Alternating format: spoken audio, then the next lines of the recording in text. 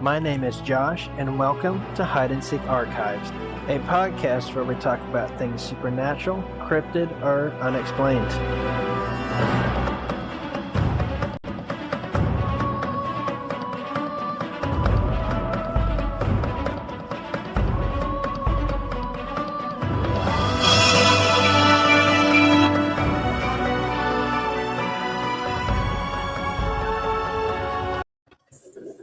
All right. Hi. Welcome, everyone. Today we have Val Zavala, who is also known as one of the LCC members. And what was the name of your Facebook page, Val? It is Gumshoe Guys, Michigan Bigfoot Reports, Gumshoe Guys Corner. Okay. And I know last time we talked about what got you into this, and some of I know you told us one of your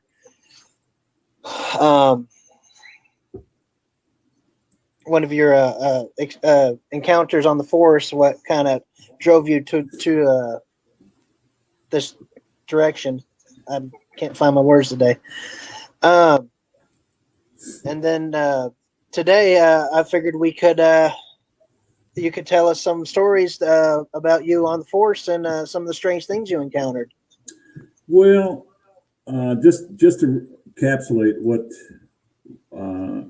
for new listeners, when I'm asked how I got involved in this, to be quite frank with people, I assure them that I never aspired to do what I'm doing with Bigfoot reports. That's something I never grew up wanting to do or knew anything about until the latter part of my career. I spent 25 years in law enforcement. Actually, all of my adult life I spent in law enforcement. And it's kind of ironic that I would be involved in this now the way I am. But I had a private investigator's license, and I was a private investigator for hire when I was off the clock. When I was on the clock, I did a lot of things, and I had a lot of different assignments that included special operations. I've done street patrol,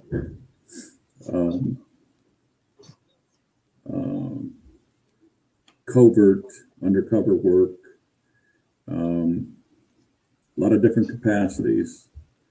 I worked with I made the circuit. I went from state to county to city and back to the state and federal government doing what I did.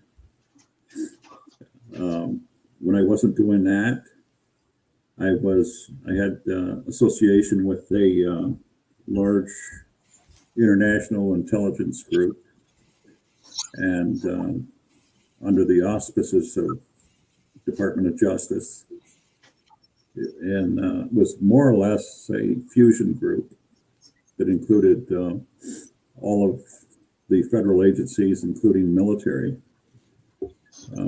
So it was quite interesting, quite the diverse work involved there. So when I wasn't doing that, I taught some instruction work at two of Michigan's largest community colleges. And I did guest speaking for a large Midwest investigators conferences twice down in Illinois. And I wrote a lot of work and the kind of stuff that I was doing. I was featured on History Channel and A&E History Channel as a subject matter expert. We call it SME, S-M-E, SME, subject matter expert. So towards the twilight years of my career, I should preface this by saying that I worked midnights, actually midnights, for 15 and a half years.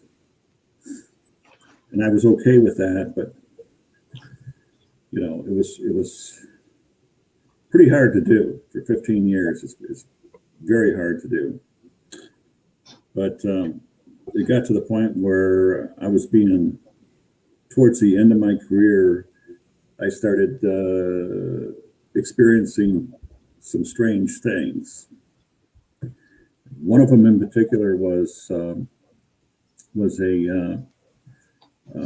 Indian, a native Indian apparition that I seen in my room. And I honestly thought that someone had broken into my house dressed like that. And it was quite startling to wake up from a good sound sleep. And the type of experience that I had working midnights, there was quite a few fitful sleeps, trying to sleep and stuff, and stressed out, dealing with what you're dealing with, going home with that stuff on your person, and to wake up and see something like that staring at you in your bedroom. I honestly thought that someone broke into my house. And I was trying to get up out of the bed to grab my gun, confront this person. But then I guess I realized that this was not anything human, because I got the feeling that it was communicating to me to relax. In other words, it sensed that I was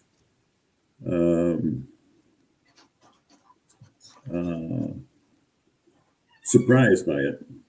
And I got the impression, although it didn't speak to me, I didn't see the lips move, but I sensed the communication was just relax. I'm here.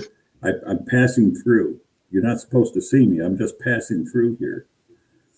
And then knowing that I couldn't get up, I couldn't really get out of the bed anyway, I just closed my eyes, went back to sleep. But I'll tell you what, when daytime come around, that's the first thing I was looking at. It was over there at that bedroom or that bathroom doorway. Make sure that thing was gone. And it was. So I didn't quite understand what quite understand what that was all about. So I brought it to my partner at work, also a police officer. He's of Ojibwa, Native American blood. And, anytime you got issues like that, you take that to your partner. Your partner, the one that you trust, the one that he trusts, those are people that you confide in. And I brought it to his attention to see what he had to say about it. I'm not quite sure. I can't tell you exactly what he said about it, but it's something he didn't want to be involved in. But so I did tell my partner that I felt as though there was something pending in my life that I wasn't certain of. There's something happening to me. I'm not used to this. This is not normal for me. But I didn't know what was causing it or what was happening. But I did mention that to him, my partner. So I guess what happened next, the next event that happened was, and I'll lead into some of the more stranger things that I've experienced. But the next thing that happened that I thought was pretty odd and worth taking note of was, again, one of these instances where I was into a good sound sleep, and I was immediately woken from that, startled awake from that sleep, when I heard my voice being called. And it seemed as though somebody was standing right over me and said my name out loud. And my eyes opened up. I'm talking about being in a sound sleep and your eyes fly open. There's nobody there, but I'm certain that somebody called my name. And I'm certain that I know who that person was from my memory. So I was inspired to make a phone call. I don't know why I did, but about 3 o'clock in the morning, I called this older woman, and Josh and Todd, you got to understand, I'm squirting some things. I'm leaving names out, but I'm trying to recount very precisely how this went down. So 3 o'clock in the morning 3 o'clock in the morning to me is midday to people that sleep normally, like normal people. So I wake up this 80-year-old woman at 3 o'clock in the morning. She answers the phone. She knows who I am. And what I want to know from her is, and what I asked of her was to tell me again how your son went missing 31 years ago. And you know, rather than scold me for waking her up at 3 o'clock in the morning, she went right to it. And she recounted everything that she could remember. And she cried and she wept. And I listened to her. When she composed herself, I cleared my voice and I said, I want you to know right now that I'm going to look for your son and I'm going to bring him home. I'm making you a promise. That's what I'm going to do. And so that is it. That is my act of paying it forward. People talk about paying things forward. It has meaning. It has a lot of meaning. And, I've told Josh this before. I'm not perfect. I'm not a perfect man.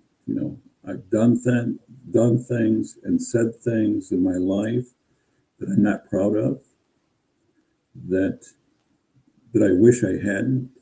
And maybe some of the things that I've done or said have changed people's lives for good or bad. I don't know. But when you have an opportunity to pay something forward, like I was about to do, it meant a lot. I didn't know how I was going to accomplish this. I didn't know how it was going to happen because, quite frankly, I've been around the block a few times.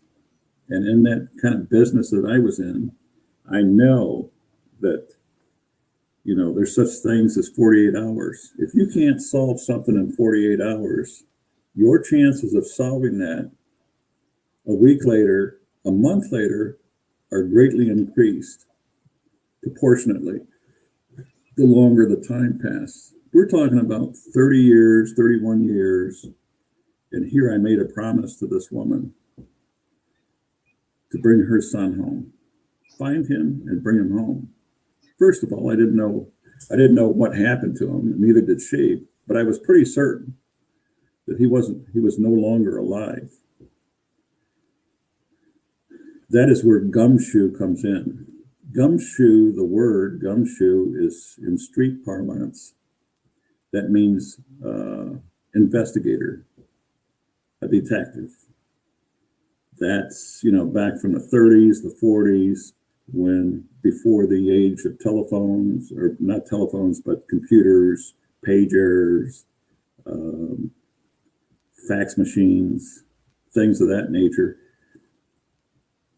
And when cars were still premium, there were very few cars, but the gumshoe got her name by doing everything by foot, canvassing. That means knocking on doors. And a person's wealth, his measurement of good deeds and accomplishments was not on the cases that he cracked or she cracked, but by the amount of gum stuck to the sole of their shoes. Because they know, you come back to the office, you know how you kick your feet up and look at the sole of your shoes.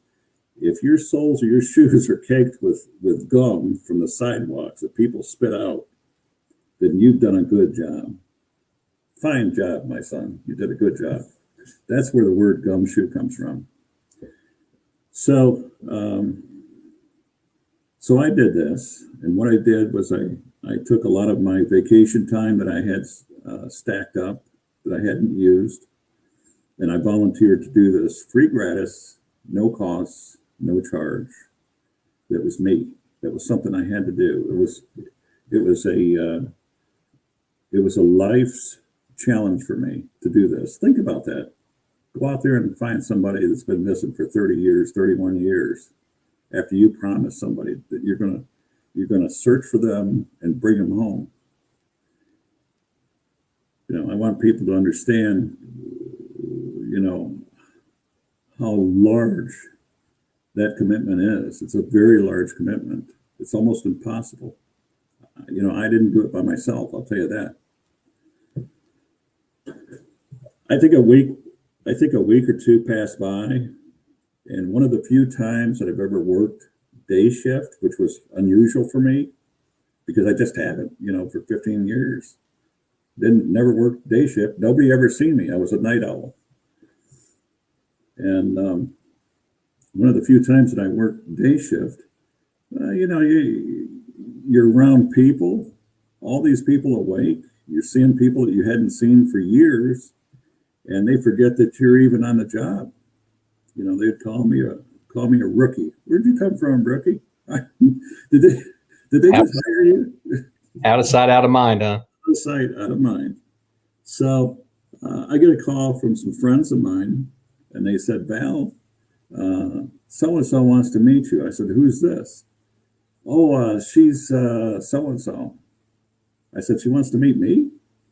You know, well, first of all, you've been on the job that long, and you're married, and you got women that want to meet you, your antenna should automatically go up. Automatically. And this is a lesson to younger people. Because you know, at that stage of your career, you know, and you've seen things, mistakes that people have made over the years that you don't want to get involved in. So the first thing I'm thinking about is what did I do? Did I do something? Is someone going to come in and make a complaint on me? That's what I'm thinking. I don't know who this woman is, but I don't know why she wants to meet me unless she wants to tell me something. But I went, and it was a middle-aged woman, and we exchanged greetings and niceties.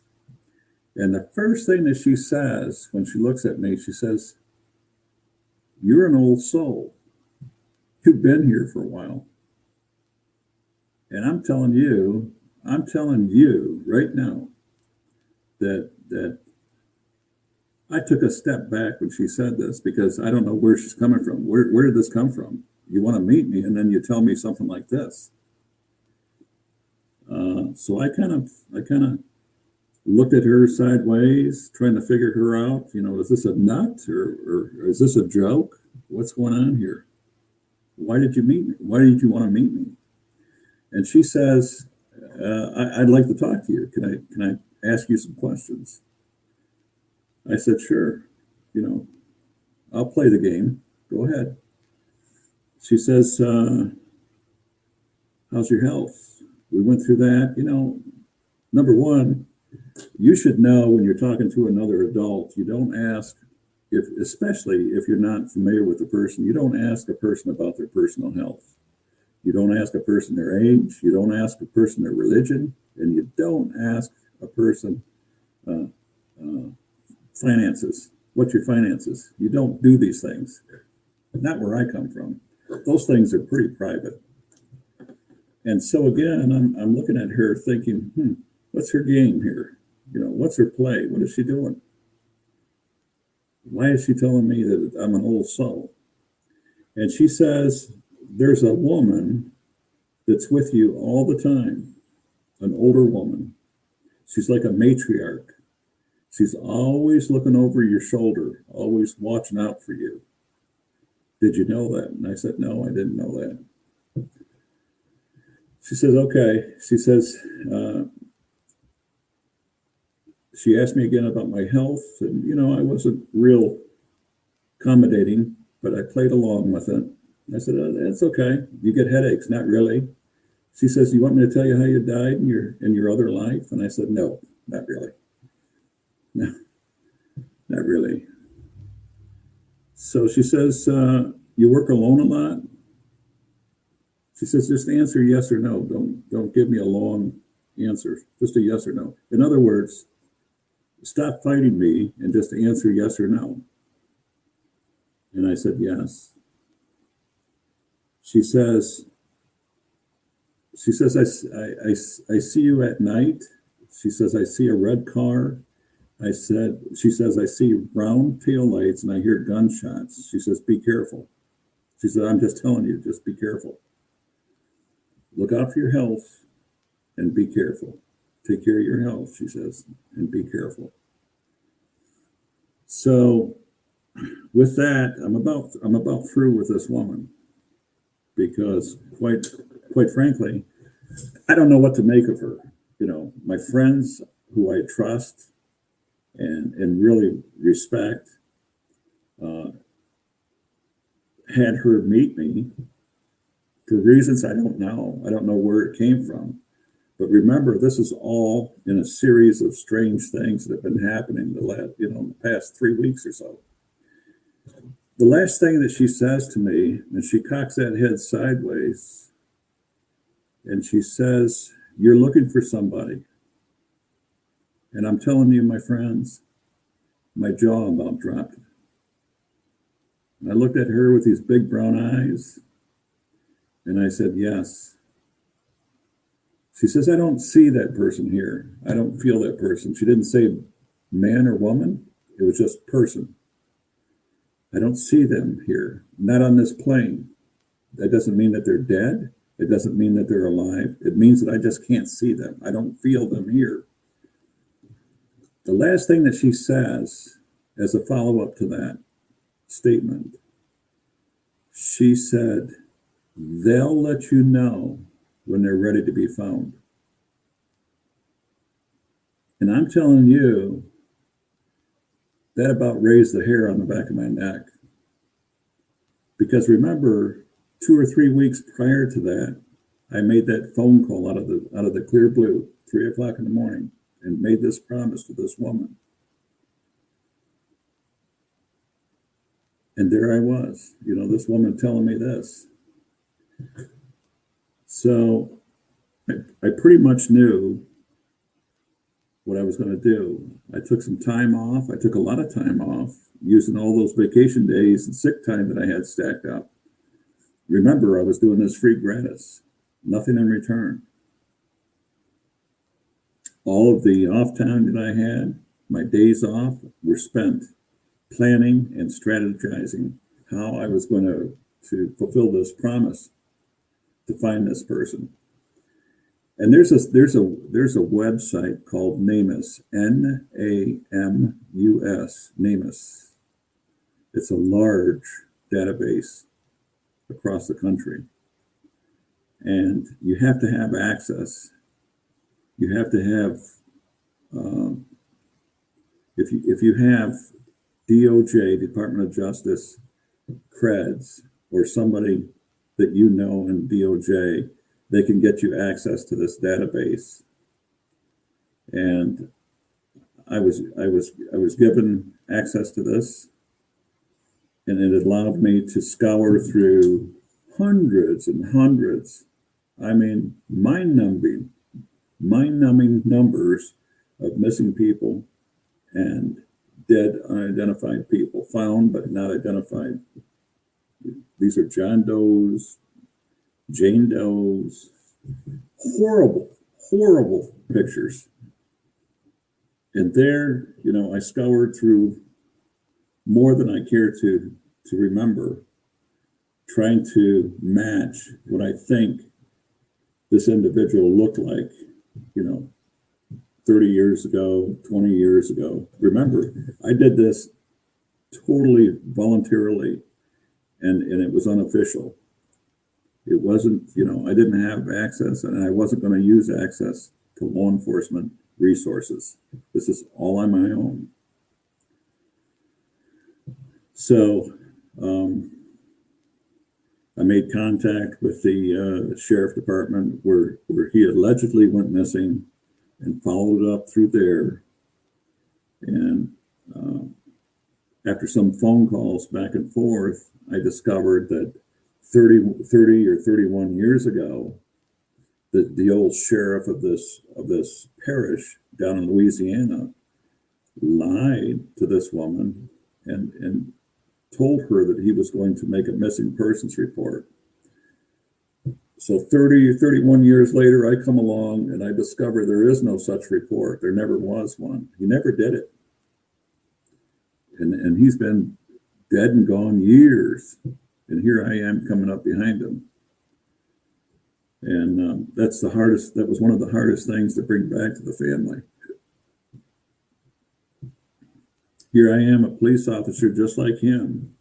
And I've got to tell you that it appears to me that there was dishonesty there. And it shouldn't have been.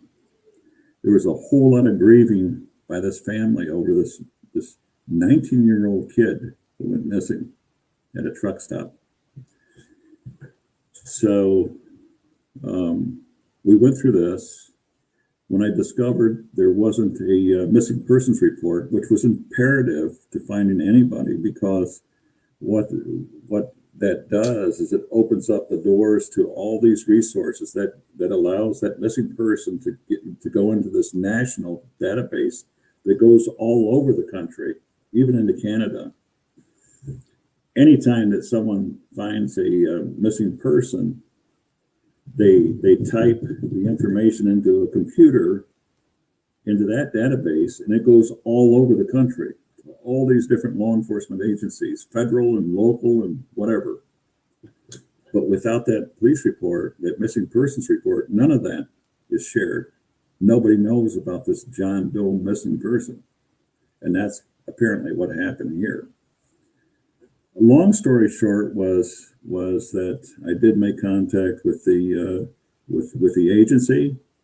I learned that there was no report ever made about that missing 19-year-old, and it was up to me to recreate a report, an official report, so I can get it into the computer, and that was the most important thing.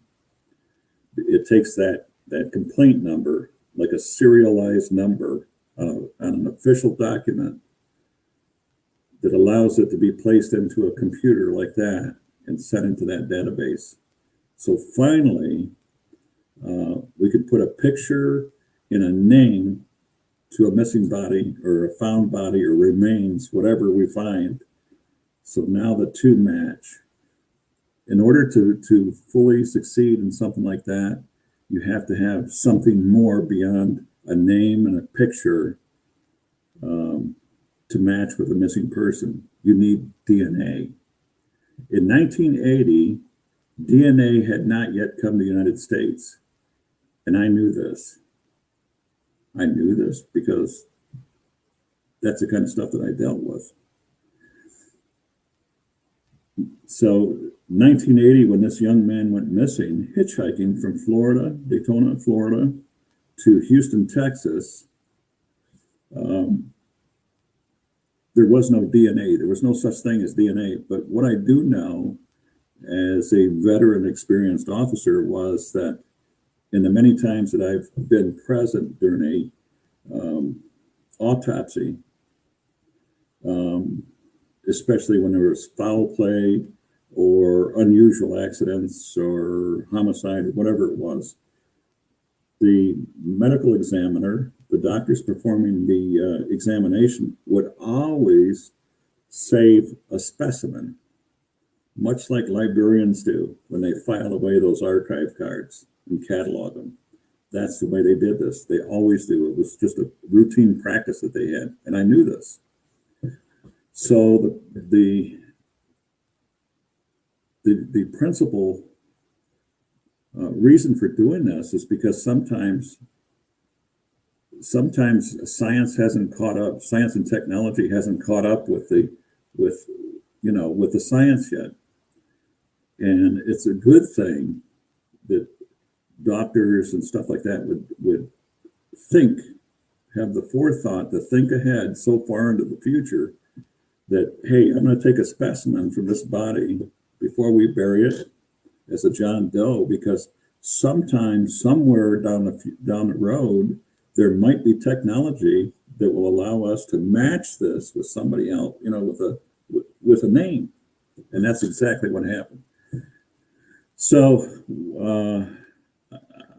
I inquired down there in Louisiana. I says, well, who does your DNA testing?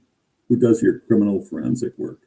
Oh, we do that in Louisiana. We do that in New Orleans. I said, okay, can I get a name? Can I get a contact name? Well, yeah, ask for so-and-so. Call this number and ask for so-and-so. Okay. And I called them and I, introduced myself. I'm not a law enforcement officer down there in Louisiana. I'm out of state. But I'm looking for this individual that went missing, and I need to get a DNA sample so I can put a missing persons report together, so I can get this entered into the NCIC database, National Criminal Information Computer, so we can get this out, so we can find this individual.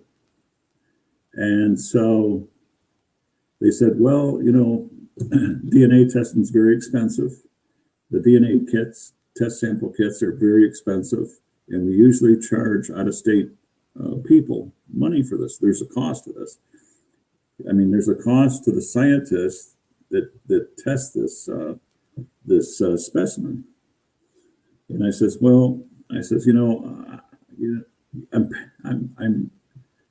I'm doing this free gratis. I'm not charging anybody anything to the family. I'm doing this out of the kindness of my heart, And when I said that, and they said, "You're not charging anything to look for this individual?" And I said, "No. As a matter of fact," I says, I'm taking my own vacation time as a volunteer to do this." And they said, "Well, listen, if you're doing this free gratis, let me talk to my administrators, whatever, and we'll get back to you."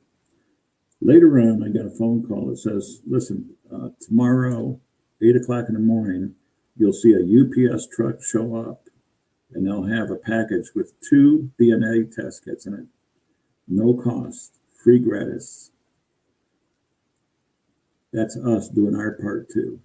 And I'm telling you guys that one simple act, courageous act of paying it forward, and it caused a chain reaction of events, such as those good folk down there in Louisiana who didn't know me before this, but because they seen what I was doing as righteous, they were going to do it too. And they did. They offered to send me those tests free at no charge. And they offered to test the sample, the specimen sample, again, at no cost, free for the cause. So you talk about, I'm a Christian person, I believe.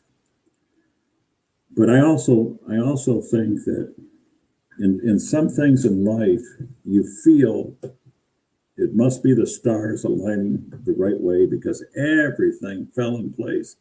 Too many things that occurred that set the wheels in motion for this thing to take place like this. From the beckoning call out of my sound sleep, from the appearance in my room, for who knows for what reason. I still don't understand that.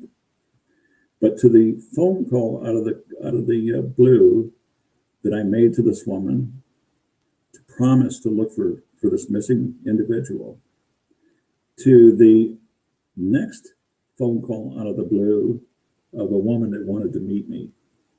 So all these things taken together are significant and worthy of sharing here tonight. And so, without further belingering the point, I'll just tell you this: 21 months later, after that missing persons report was taken by me and then sent to Louisiana, and the swab test DNA samples were taken of the mother and a surviving sister of the missing person. 21 months after that, I got a phone call from a doctor down in Houston, Texas. They wanted to know if I was Val Zavala. And I said, well, sure. They said, well, we have some good news and we have some bad news. And I says, well, I suck at poker. I don't play cards at all. I says, I do play chess, but I says, you know, I'm not a betting man as such, but I says, give me the bad news first. And they said, homicide. And I said, okay. And the good news, I mean, if there is any good news, the good news is we know where he's at. I said, really? They said, yes. He's been here for over 5 years. I said, where at? He says, here in our county cemetery as a John Doe. So I got the information from her, the cold case homicide detectives, got the information, contacted them. They gave me the rundown, which wasn't a whole lot. And so it took another 6 months to clear the bureaucratic red tape, which is required of you to transport human remains across state lines. We're talking from Texas to Ohio, and those are all federal interstates. So you need a permit for every one of those states. And it took about 6 months to clear all that stuff. So they asked me if I was the person of contact for the family, and I said yes. And they asked me again, you have permission to take this information, and are you going to inform the family? And I said yes. Satisfied with that, they gave me the information. I contacted the family, and needless to say, they were sad, but they were happy at the same time that they could find some closure. And so I attended the service in Ohio, and the family asked me to speak and eulogize at that service, which I did. I'm not a pastor. I'm not a minister. I've never studied theology, but I did what I did what I could. I did what came natural to me, and that was it. And so the next day, which was a Monday, the next working day for me, which was a Monday, I believe, I went into work, had lunch at 7 o'clock. My shift started at 7 o'clock. I had lunch at 7 o'clock because to me, that's morning. And I had all my friends there. Got up, paid their bills, said goodbye to them. They asked me where I'm going. I said, back to the station, back to the precinct. Got in there, and I think my commander asked, he says, hey, Val, what are you doing? Because I was opening up my locker. I said, I'm going home. Oh, he says, you sick? No. You taking a vacation day? No. He gave that hands up, the palms up sign, shaking his head. Well, what? I said, I'm retired. He said, you what? You know, I heard the pen drop. I said, I'm done. I'm all done. It was time to leave. I mean, all of these things that came up like this, I realized that the cause for my restless sleeps and all these different things popping up like this. There was a reason for that. These warnings that I got. It was time. You know, I had a long career. I did a lot of things. Seen a lot of things I wish I hadn't seen. And no matter what I do, to this day, I could never escape some of the things that I've experienced and seen. You just can't. It's always with you. It's etched in your being.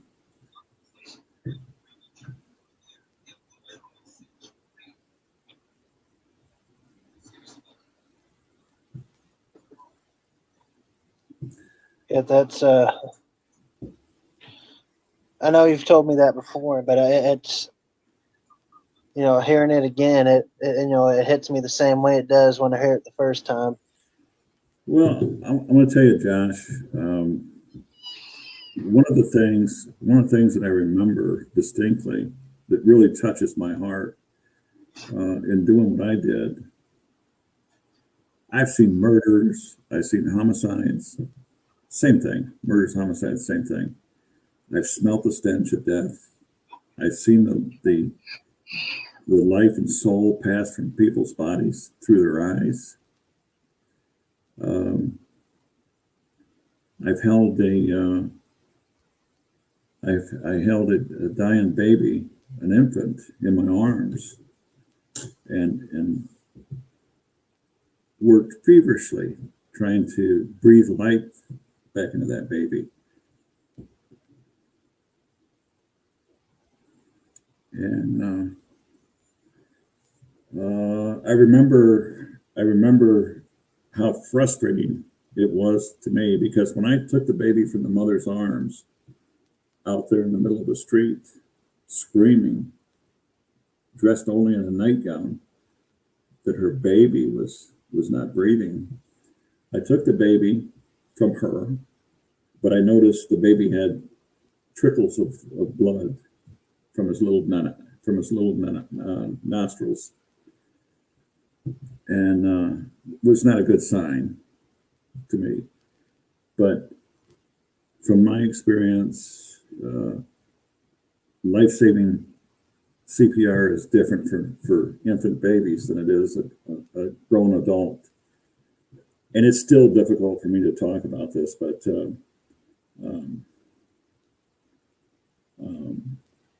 I was told a long time ago by seasoned officers, you know, you don't want to be first on the scene for a lot of these things, especially for fires or you know, life-saving and stuff. Wait for the rescue to show up. They're the people that are trained and experienced to do this kind of stuff. As far as the fires go, they're dressed for that stuff. You're not a firefighter. But that never stopped me from doing what I did. But I grabbed the baby and started CPR on the baby. And I remember working so hard to get this baby to talk, or get this baby to breathe. I was talking to the baby. I says, breathe, baby, breathe, take a breath. And I remember it was in the middle of February, Michigan, very, very cold that week, very cold, maybe even sub-zero temperatures, which was something in itself, because the mother was outside barefoot, just in a nightgown, screaming hysterically. And I was working so hard on this little boy, trying to breathe life back into this little boy's soul, that I was breaking out in a sweat, which I shouldn't have been, because, you know, it was so cold outside.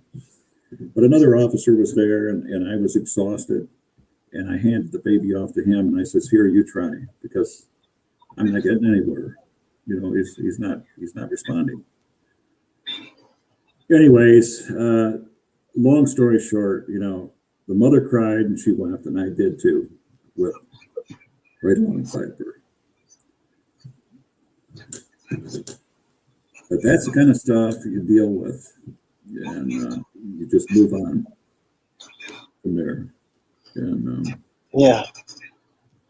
Wow. Pretty powerful stuff, man. It's powerful medicine. And Another case, especially with kids. I'm telling you, kids are special, and they should be treated special. And this case, one instance, a little boy went missing, and an all-day search ensued for this little boy. Talked to the girlfriend, the fiance. The little boy was playing outside. He disappeared. I don't know where he's at. The father's at work. A lot of manpower went into looking for this little boy. Around dusk, probably later than dusk, maybe I don't know, 9 o'clock. For some reason, it turned to suspicion, and I think the mother might have confessed, because we were sent out to an abandoned farmhouse, and sure enough, there's the baby's body underneath a piece of junk, a car hood or something. And so I think maybe I was the youngest officer in the group at the time. So being the youngest, you get tasked with doing the dirty work. What's the dirty work? Well, you got to stay and secure the scene here in the middle of the night, pitch black, and stay here and guard this crime scene until daylight, until crime scene shows up. And you gotta stand there, stay there. You can sit in the car, or you can sit outside the car, whatever you want to do. But there's that little boy's body, half concealed underneath this car hood. And so I got out of the car, listening to both the radios, listening to the car radio, listening to some music, listening to the police radios, and I sat on the hood of the car. And I started talking to this little boy. I said, "Little boy," I said, "you don't have anything to worry about anymore." I says, "I'm here with you. You'll be okay. Nobody's going to hurt you again." And I'll tell you what, I really felt the presence of that little boy with me that day. And I've always been sensitive to that kind of stuff, but I really felt the little boy heard and understood me. And I hope, I'm sure that he found a better place at peace, because he certainly didn't deserve that. Whatever he did, he didn't deserve that. This little 6-year-old boy. That's the kind of stuff that just tears your heart out when you see it, when you experience it. And those are the kind of things that you hang up at the end of the night, the end of your shift. You hang up in a locker. You lock the door. You slam the door shut and lock it, and it stays there until you see it the next day. You come on, you put your stuff on, and pretty much you compartmentalize all that stuff. You don't talk about it. You don't think about it. You forget about it. And you change the subject when it's brought up. So that's how you deal with that stuff. So one of the strangest things that I encountered on the job, and like I said, I'm pretty sensitive to this stuff. Always have been. I think it runs in the family.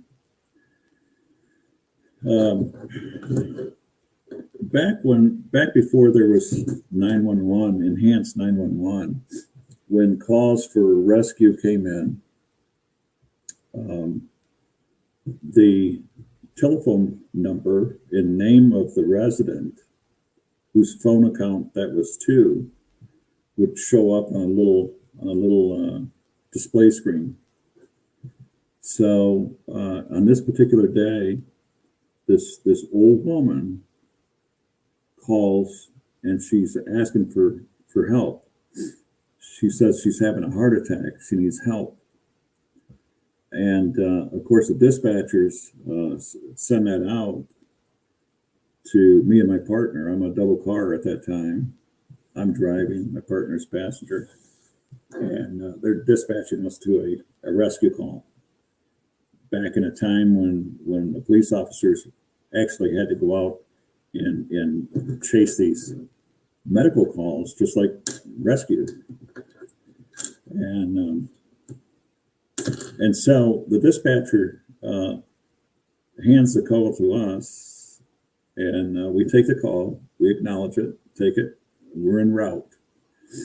So I don't know, 3-5 minutes later, dispatcher calls, radios again. She says, car, whatever, be advised that we got a second call on this address, at such and such address, that this woman is having a heart attack.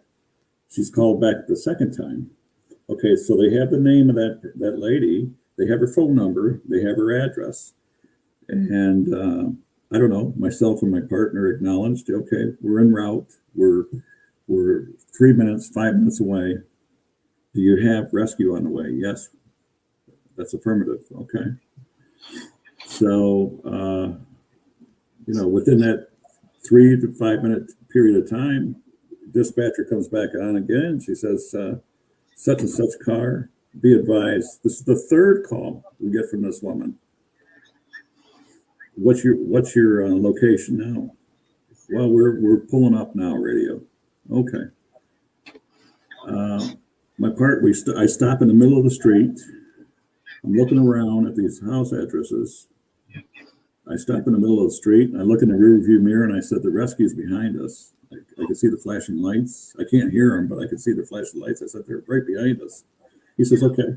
He said, he starts to get out of the car and I said, wait a minute. I said, where are you going? He says, I'm going to go up to the house. I said, hold on a minute. So the rescue pulls up behind me. Then they pull alongside of my car. Now we're blocking the whole road.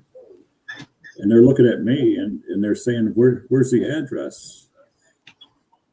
And I looked over at my partner and I glanced over my shoulder. I says, you see that parking lot there? They said, yeah.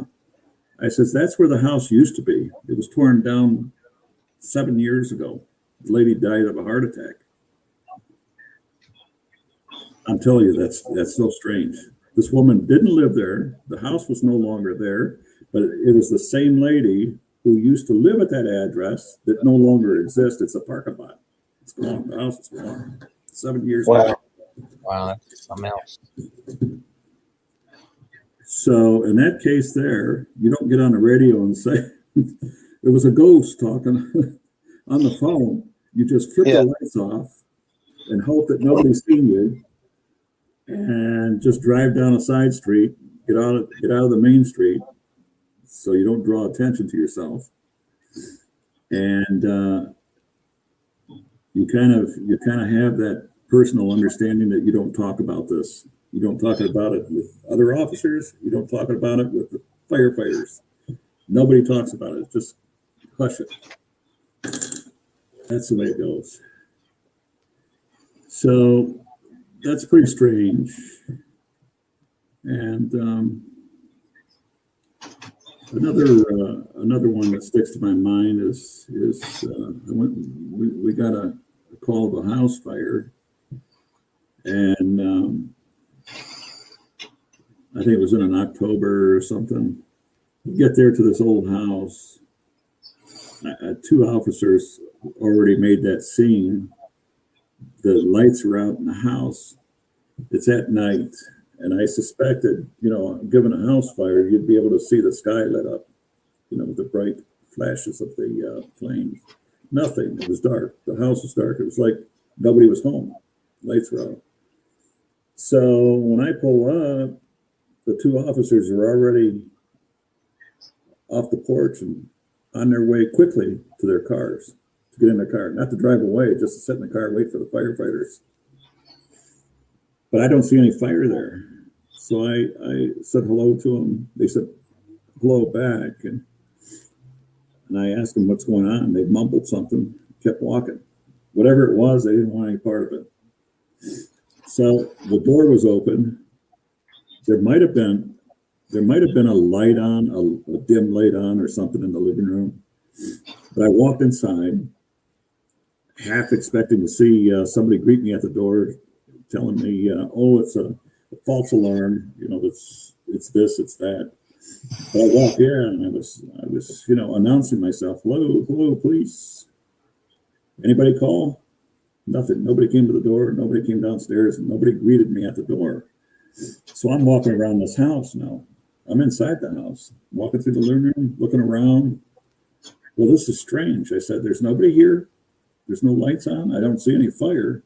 But somebody called and said somebody was on fire in this house. Somebody was on fire inside the house.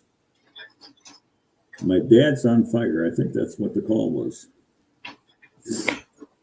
So I walk around and I look up above on the ceiling, and I notice this black ring all the way around the walls to the ceiling. I've never seen this before. And I've seen a lot of stuff, but I've never seen this before. It was just an eerie feeling about the whole thing. Nothing seemed normal in this house. Nothing. So nobody's coming to me. I don't see anybody. I'm looking around, trying to figure this out. This is a puzzle. That's what it is. It's just a puzzle. That's called investigation. So I'm looking towards the kitchen right there, and I don't see anything. I see a kettle on the stove. I see a little kitchen dinette set, but I don't see anybody. I don't hear anybody in the house. All of a sudden, I feel somebody behind me, and I turn around. A little boy is looking at me. I don't know where he came from. I don't even know if he came from upstairs. I don't know where he came from. Dark-haired little boy with blue eyes. It reminded me of that movie. That's the creepy movie with the little boy with the black hair and the blue eyes, piercing blue eyes. I don't know what the name of it. I don't watch that stuff. But anyways, I know he had a little cat in his hands, a little black cat. On top of all this stuff, he's got a black cat in his hands. And I said, "Hello." I says, "Is your dad, mom home?" And he might have been in shock. I don't know if he even existed. But I says, "Somebody called and said there was a fire in the house here." And I turn around to look at the kitchen again, and then this little boy is gone. I don't know where he went. I didn't hear him go up the steps or anything. So I walk through the kitchen, look around, look in the bedroom, look in the bathroom, the utility room, nothing, not a thing, not a peep. In fact, I stopped at the stove, lift up the top of the kettle, touched the kettle, and felt that it was warm to the touch, which told me that somebody was preparing to eat in the house. The stew was still warm on the stove. It was not cold. So I walked back into the living room and not satisfied that I haven't seen anything, haven't figured this mystery out, and thinking that this is the reason why these other officers just left. So I walk back in the kitchen, look down at the floor, and I see some legs underneath the table. I pull the chair back, and this man is just charcoal, just burned to charcoal. And the only thing that's left that I could see were some jeans and a waistband of like Levi jeans. And the rest of him was just burnt charcoal. But what I couldn't understand was what could have burned this man like this? It had to have been so hot, the heat had to have been so intense to burn him like this, but not the wood floor that he was laying on or the kitchen table that he was laying underneath. Just totally puzzling to me. So there's phenomenon that is called spontaneous combustion. I don't know if that's what the case was, but I didn't see any indication of drug use or freebasing like people would do to smoke crack cocaine or anything. I didn't see any of that paraphernalia laying around, which if somebody was involved in that kind of stuff, that's the first thing that you look for is stuff like that. I didn't see any of that. And that only deepened the mystery a little bit more because, again, I'm thinking, what type of fire that is so intense to burn somebody like that and not burn this whole tinderbox wood frame house down? It's just unbelievable. Just a mystery I couldn't solve. Yeah, that's fascinating. Yeah. It's bizarre. That is bizarre. Totally bizarre. That was the first thing that popped in my head when you told me what happened was spontaneous combustion. Yeah. I mean, you read about it. You see Hollywood movies. Remember, what was that? That one show that used to come on, The Files, with I don't know what it's called. The man and the woman that would go out and look for these strange things. X-Files. Yeah. What was it called? The X-Files. Oh yeah, something like that. But to experience something so bizarre like that in real life, it's incredible. It's very incredible. A lot of strange stuff, man. I'd go into houses and actually feel the oppression. What do I mean by that? Long time ago, before I got married, I was attending community college, and so I would use my spending money to pay for tuition. And then one semester I missed because I wanted to attend this course, this training course that I heard about with my wife, who was my girlfriend then. And I wasn't going to let her go by myself or by herself, I'm her boyfriend. I might have been a little bit jealous. So I wanted to go with her. I didn't know what it was about. It was called EST, E-S-T, Edward, Sam, Tom, EST. They don't do it anymore. You'd be lucky if you could pull it up on Google and see what it was about. But they don't do it anymore. They don't train that again. Because there's some pretty negative things said about it. And the person that developed this was out of San Francisco, California. So it was, to me, in my mind, looking back at it in hindsight, it was very, very powerful. The kind of stuff that you almost don't want to be involved in. My sister said that you told me a long time ago. She said you should go take some remote viewing training. And again, that's something that I didn't want to get involved in. Did not. But needless to say, I went through this training. One of the things that stands out in my mind is that it was very, very, everything, all the training was very, very choreographed. Everything was planned out perfectly and timed very well. They regulated the heat in that building. It was held at the time. It was held at Southfield Civic Center Auditorium. Very big building, very classy building, and they build this training as something important for the future movers and shakers, whatever that is, business, politics, whatever. That's what it was for. Celebrities, all of which I was none. I was just me, just a simple man. And I went to this training, and one of the aspects of the training was getting to know yourself and becoming familiar with those feelings.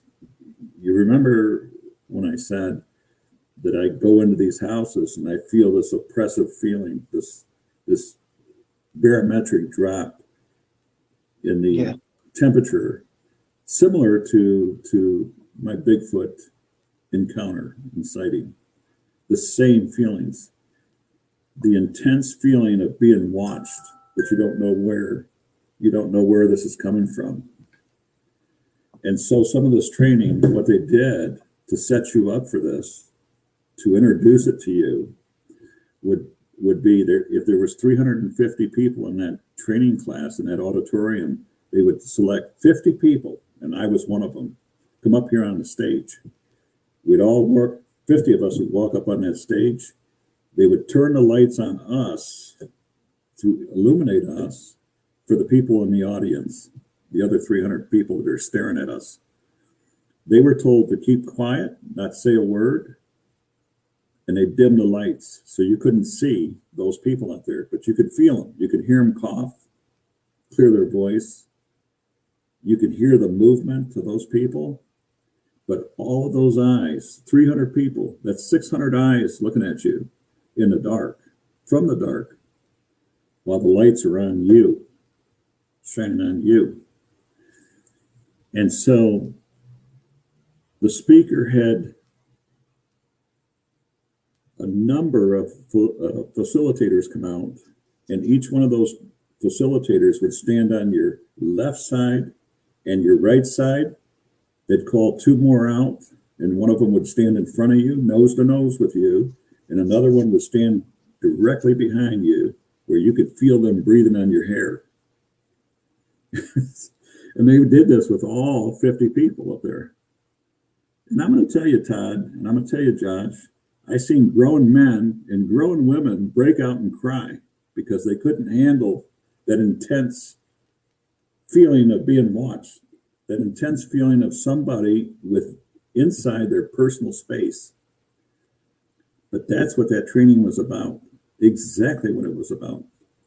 So when I tell you that I would walk into some of these homes and feel that intensity, that pressure, that barometric drop in temperature, that's exactly what I'm talking about. You feel those eyes on you. You might not be able to see them, but you know that there's somebody there, and they're looking at you. Val, you had mentioned that you're sensitive to that type of phenomenon.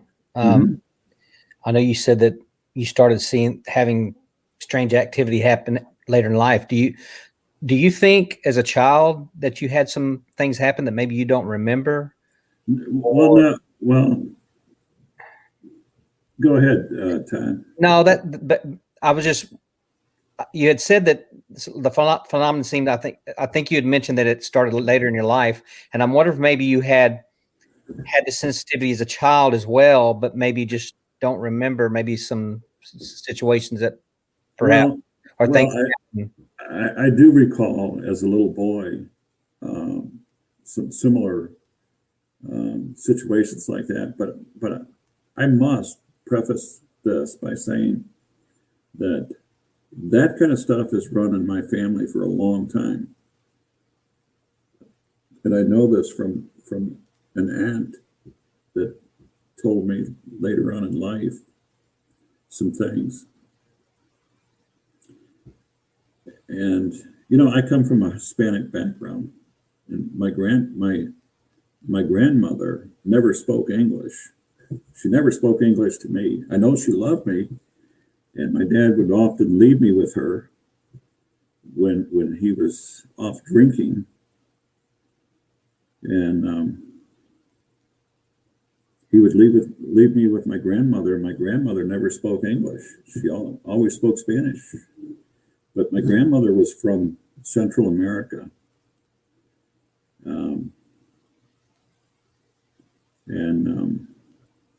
What I'm saying about this is that I heard that some of the things that they believed enabled them to get in touch with people in their dreams. Does that sound strange? But what I'm saying is, let me put it to you this way, so we can understand each other. if, for example, if um, if they wanted to reach out to me, then they would do it in a dream. I would sleep. I would see them in my dream. They would see me in that dream, and they'd say, "Look, Val, when you wake up, I left you a message on your nightstand. Check your nightstand." I'd wake up, and there's a note. I was here. There you go. You seen it, and you seen the note. That's the kind of stuff I'm talking about. That sounds like dream walking. Well, it's strange. It's very strange, but no, I don't. A long time ago, a police officer friend wanted me to get involved in what do you call it? Ghost, like Bigfoot hunting, ghost hunting. Right. I stay away from that because I'm of the opinion that there are spirits out there, and I live close to I live 2 blocks away from a large cemetery. There's spirits out there that will cling to you like Velcro. You know those burrs that you get when you walk in the weeds and stuff? I don't need any of that extra annoyance in my life. And for that reason, anytime that I buy a house, especially a used house, an older house, maybe I want to flip it, then I do my own due diligence, background investigation. I want to know the history of that house.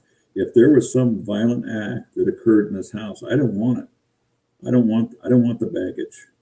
Leave that for somebody else, not me. And what I will do is if I select a house, then we will have the house blessed. That's what we normally do. Burn some sage and have the house blessed. In other words, you cleanse the house, and that way you feel better about it, and everybody's happy. The last house that I bought back in 2006. Brick Ranch, I did the same thing, background investigation, doing all the due diligence that I could. And found nothing wrong with the house, at a good price, pretty cheap, and it had a lot of promise. And come to find out, well, somebody of local prominence committed suicide in that house, I think. Drug or overdose, whatever they did, I don't know. But anybody that stayed in that house and anybody that was alone in that house always came back to me with stories.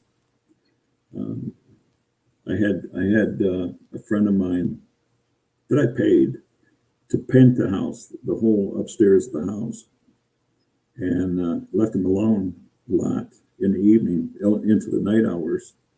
And sometimes I'd stop by, in a police car, I'd stop by and check on my house, see how he's doing, see what kind of progress he's making, chit-chat a little bit. And oh my gosh, Val, I didn't know that was you walking in here, but I'll tell you what, I heard somebody walking down the hardwood floor down the hallway and stuff, and you weren't here. So I'm kind of freaked out, man. I never heard this in this house. I never felt it in the house. And somebody else said, well, we were staying in this house and I don't want to stay here anymore. I heard voices. I said, where did you hear voices? I heard voices down in the kitchen or the bathroom or something. I think that's where the lady passed, the bathroom. I'm not for sure, but the only thing I can say about that is I never really sensed that same overwhelming oppression, that oppressive feeling, that barometric drop, like I'm talking about earlier. I never felt that in that house. I never heard anything or experienced any of that stuff. So, and we did have that house blessed too. Whoever moved into it, bought the house, I did a magnificent job working that house over good. Did a good job on it. I think that I think that they got a good buy on that house. But anyways, that's the kind of stuff I'm talking about. Um, you know, a lot of people don't understand when you're in that kind of business, law enforcement, you're really in the people business. That's what you do. Mm-hmm. People, human beings, are dynamic sources of energy. There's drama, there's excitement, there's sadness, there's sorrow, there's pain. It's dynamic. When you're in that kind of work, you're dealing with that many people. It's a roller coaster ride. Hold on to your hat kind of thing. So if you can grasp that idea, then you will understand that when somebody lives in a house for so many years, over their lifetime, all the sorrow, all the excitement, all the pain, all the ups and downs of their life are etched in those four corners of the wall. And if you don't cleanse it, if you don't clear it, then there's a good chance that it's going to be there. It may stick around. Yeah. Yeah. Did now your Bigfoot encounter, was that while you were in law enforcement? No, I had retired in 2012, June 2012. And I say that I got into Bigfootery by tragic happenstance. And I explained to you how it was that I transitioned myself to the eventual retirement, the time that I was going to retire. That's a big decision. That's a life-changing decision that you make. Nobody forced me to do that. That's a decision that you come to reckoning yourself. But it was all these things that were popping up, all these different flags and antenna that were popping up, that told me, I've said before that I'm not a betting man. I suck at playing cards. I don't play poker. I play chess, but I don't play poker. And if I take a chance, it's a calculated chance. It's something that I thought about, and I weigh it back and forth. I balance it. I mean, I really look at it hard. And that's one of the decisions that I came to and decided that, I was doing the right thing for me. And so once that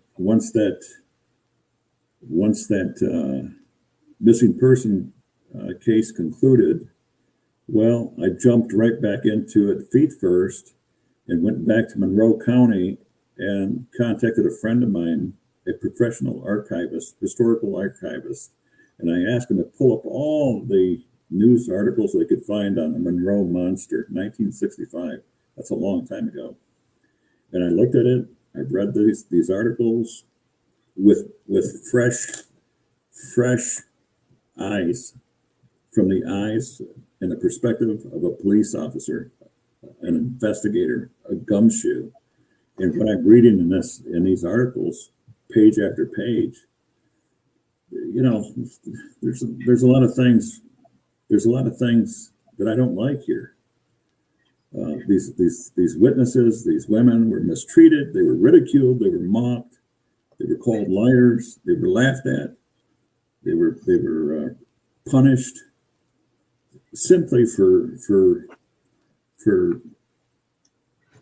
expressing, and telling their story about a Sasquatch monster that stepped out of the darkness of a field some summer night and causing this young girl to stall the car. The windows open. It's the middle of July, very, very hot. It reaches in, grabs the young girl, and it attempts to pull the young girl towards the window, the door window, and in turn slams her face against the doorpost, causing a pretty severe bruise. And when this is reported into local news, it was learned by the journalist reporting the story at the time that there was at least a dozen more reports like that that didn't get reported, that were reported to the sheriff's department, and they never told anybody. The public wasn't told.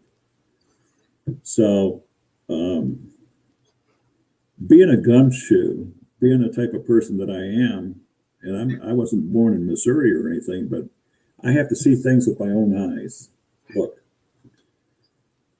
one of the worst things that I've ever seen in my life was the after effect of that big jet airliner in Metro Detroit crashing with over, I don't know, 180 bodies or something on it. Terrible, terrible, terrible. Beating deaths, stabbing deaths, shooting deaths, suicides.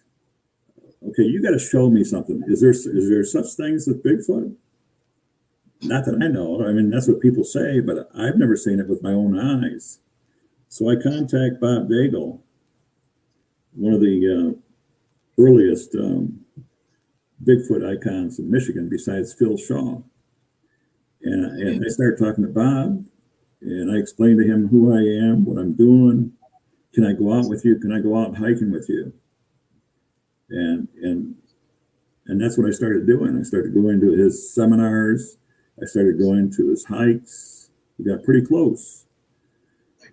Almost 2 years to the day. I retired June 2012.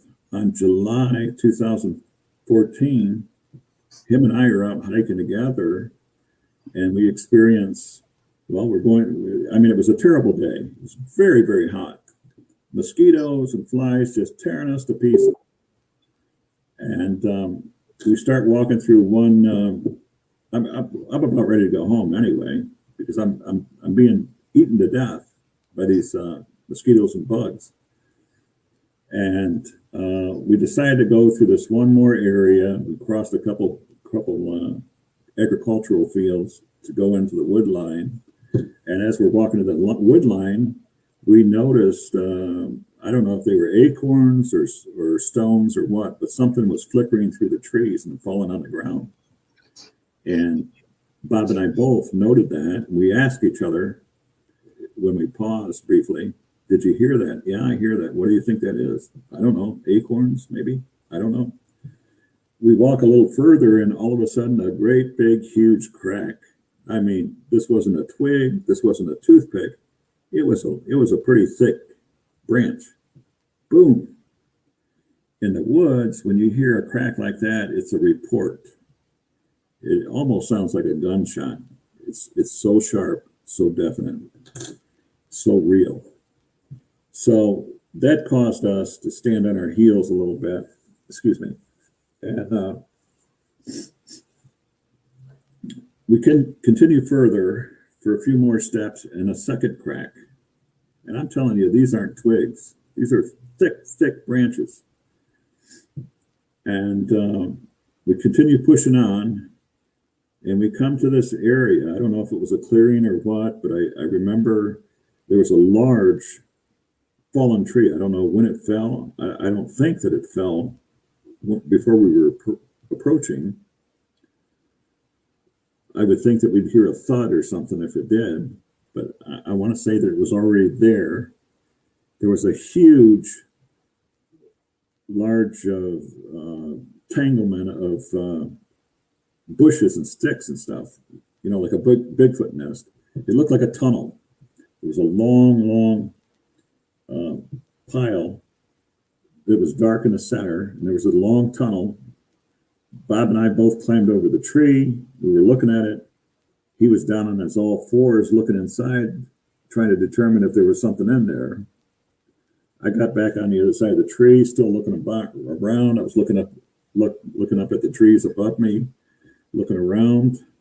There's about a three stick or 3-pole teepee not far from where I was standing.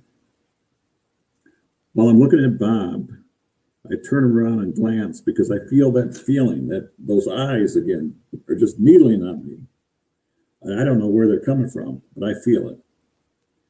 I don't smell any stink. I didn't hear any any grunting or growling, none of that. It's just too quiet. They say good hunters, good trackers know that when all that sound stops, the mosquitoes, the flies, the squirrels clicking, the birds chirping, the frogs croaking, when all those things stop, good hunters, good trackers say a predator is on the hunt.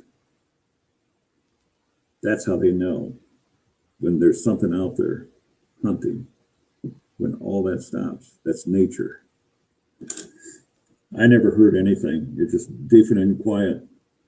But then I glance and I see this thing, and yeah, I'm a little stunned. I'm a little shocked. So in my mind, I'm thinking, well, I got this handheld camera. It's a digital camera. It's a cheap camera. It wasn't expensive.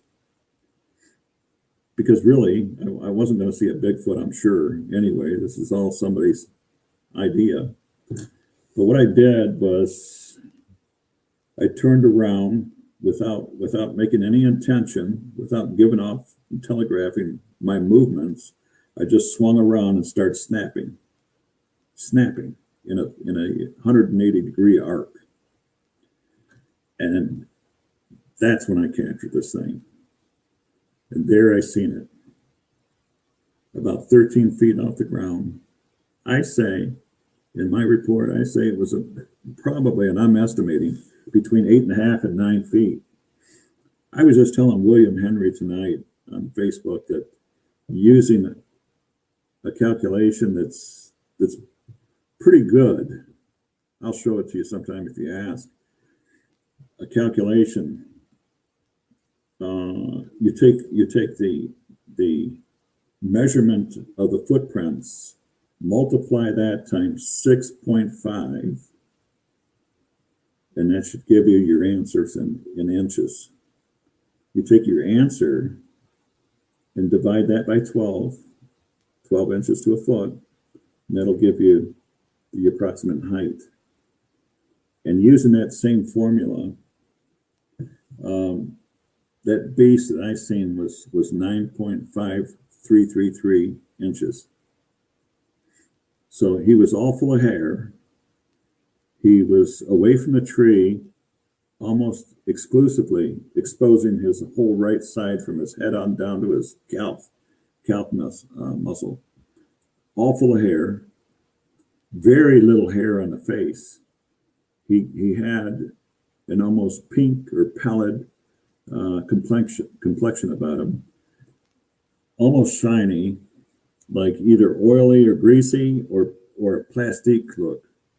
And that's a look that I've seen many times on corpses, people that have died. It's just that plastic fake look about them, but they're past. But that's what I remember about this complexion on this thing. And my first response when I seen this was, what the F? And I'm telling you, I'm not, I have to be pretty upset to say some profaning words and stuff, but this came out of my mouth. What the F? Are you kidding me already?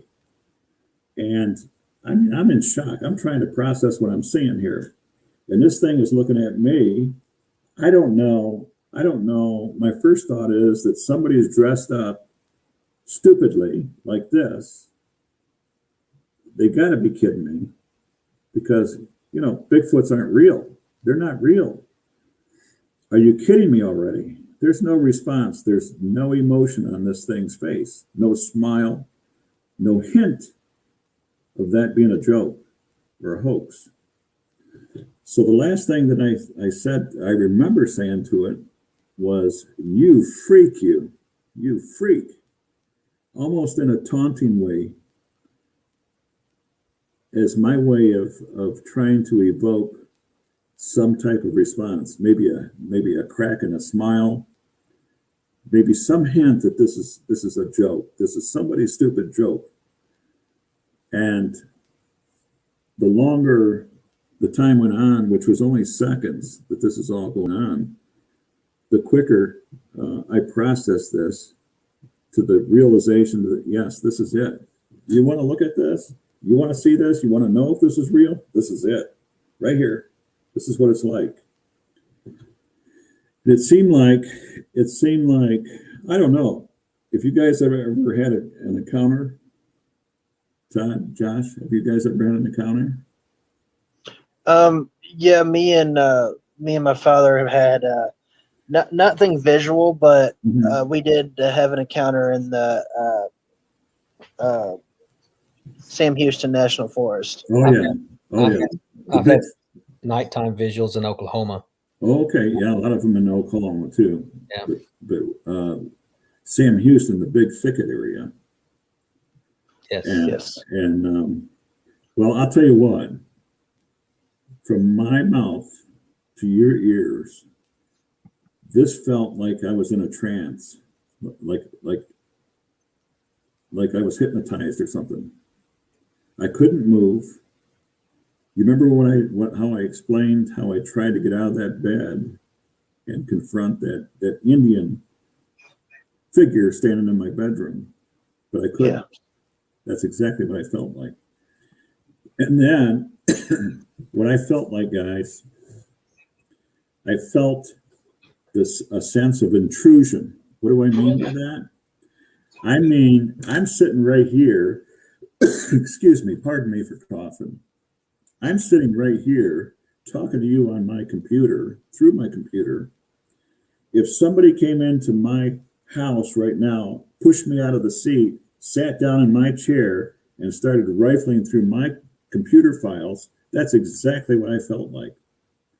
I told Janice Carter, I says, I felt that thing staring at me as though it were peering into my soul. And she said, Val, she said, it was reading you. And I said, what do you mean reading me? I said, explain. It was checking you out. See what type of person you are, what your thoughts are, what are you thinking?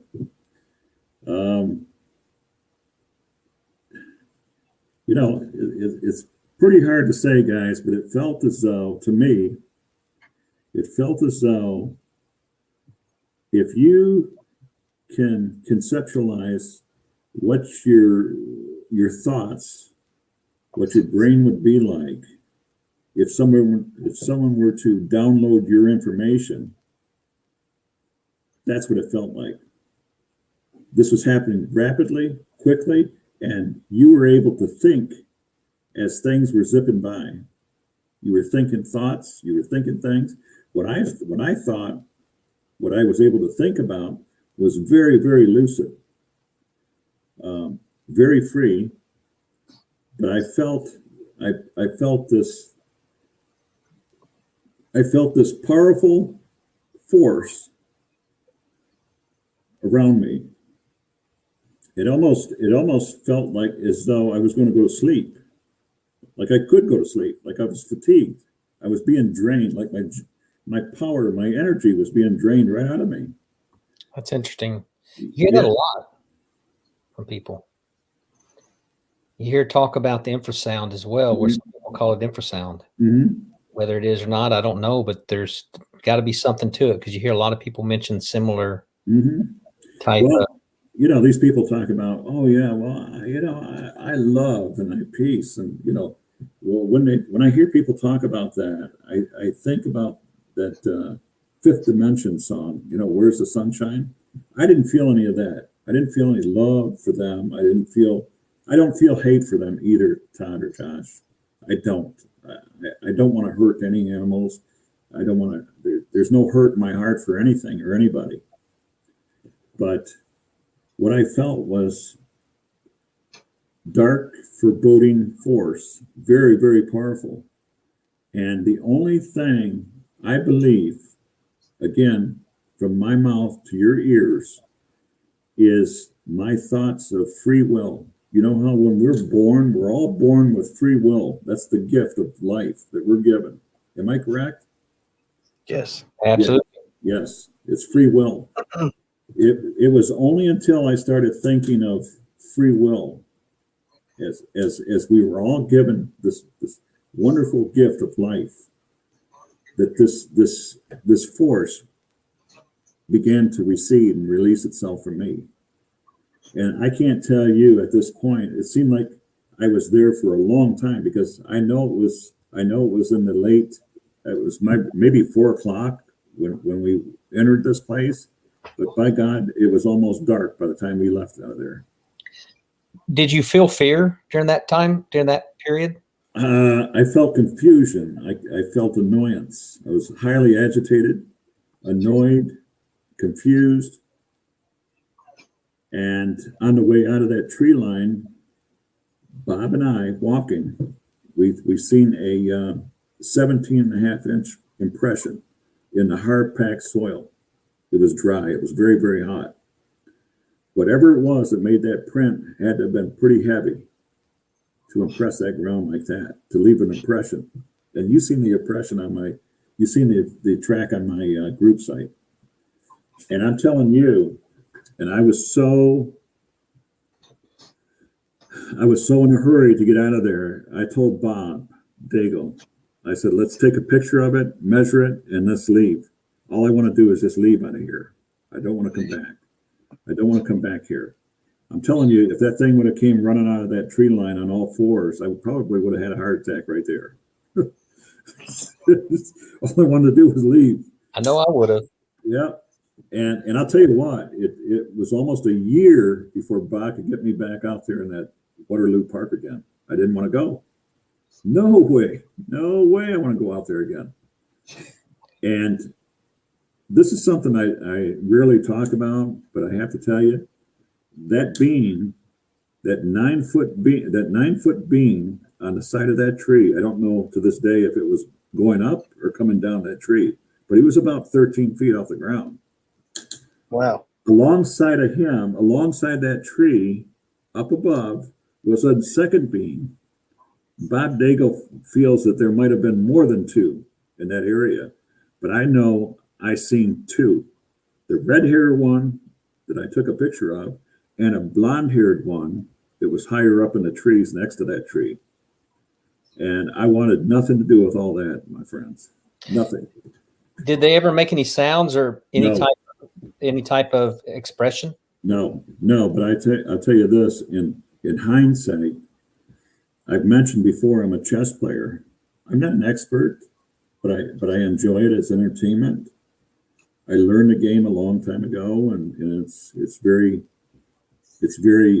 therapeutic to me. But I'm going to tell you something. As a student of chess and a student of Zheng Zhu, the art of war, there's something to be told about this experience that left an indelible impression with me, and that is this. Number one, I have a great deal of respect for this being, because it was looking at me and I was looking at it, and on my right side, I always carry my side armor. I always carry a 40 caliber weapon, and it had to have seen that. It was right there exposed for it to see. But when Janice Carter said that it was reading me, I really believed something was going on, because I felt as though I was being intruded upon, like something was being very intrusive with me, like knowing things about me that I didn't want to talk about or something.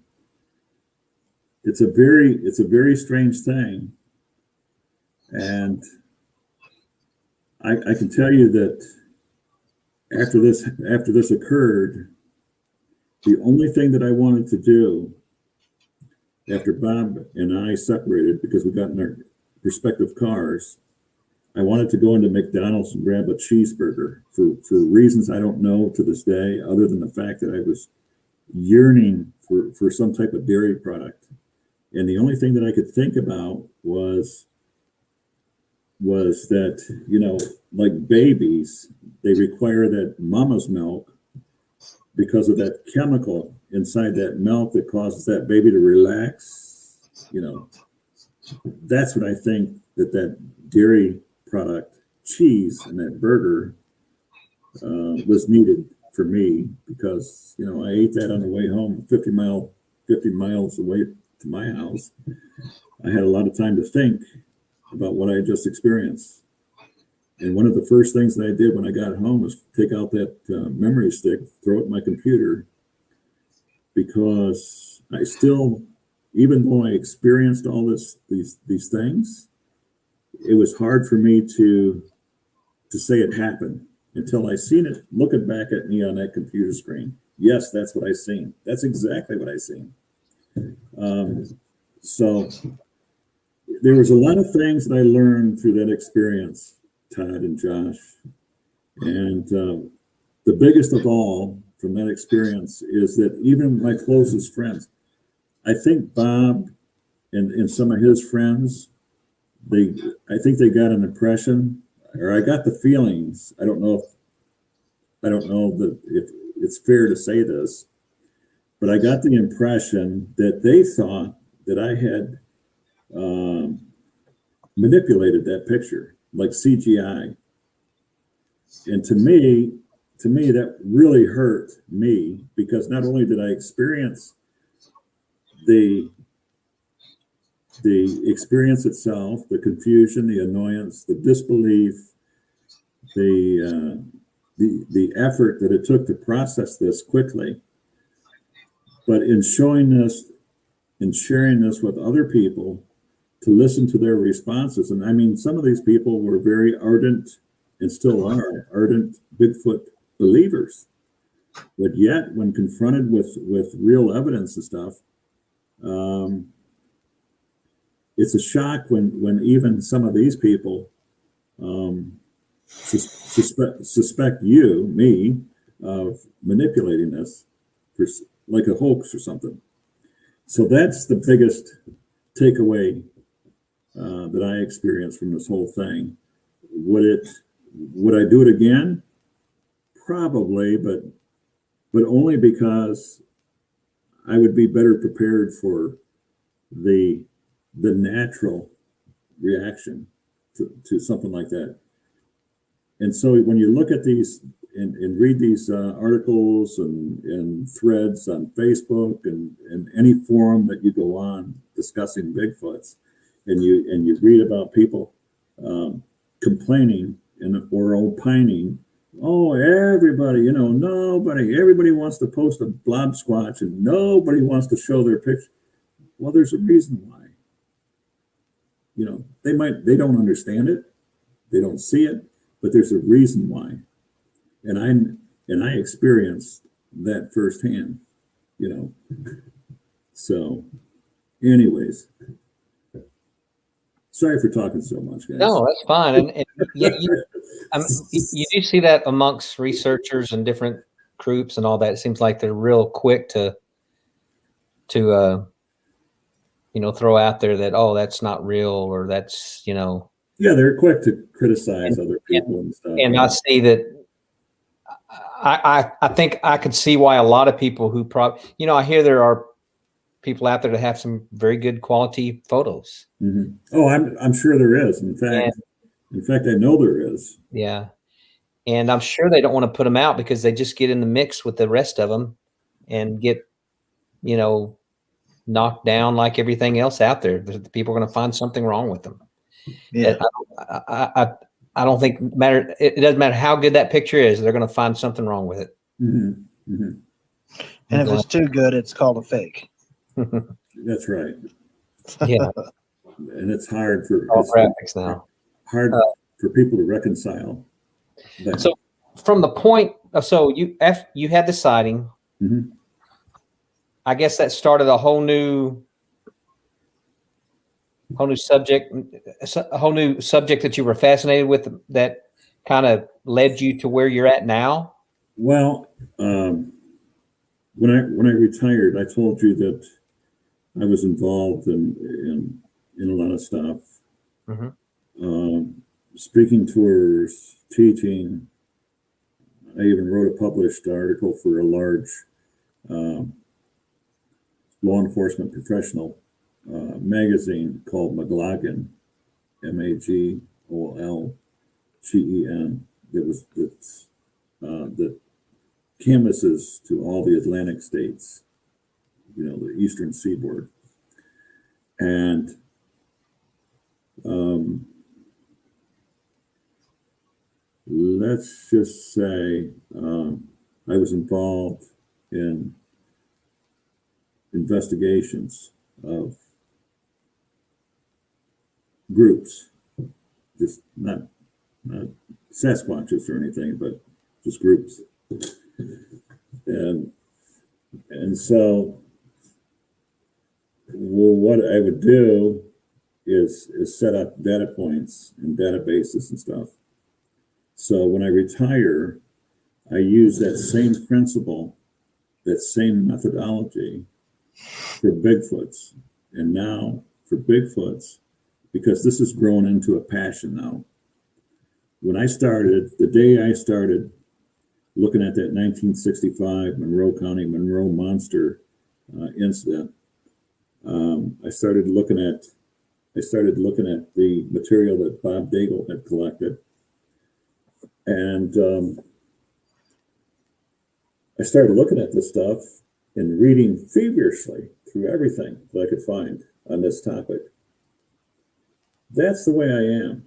You know, when I look at something, a problem, a puzzle, a mystery, I look for different angles on it from different positions, looking for a way to get under my fingernails underneath it and see how I can figure this out. Is there a pattern to this? Are there cycles? Are there motifs?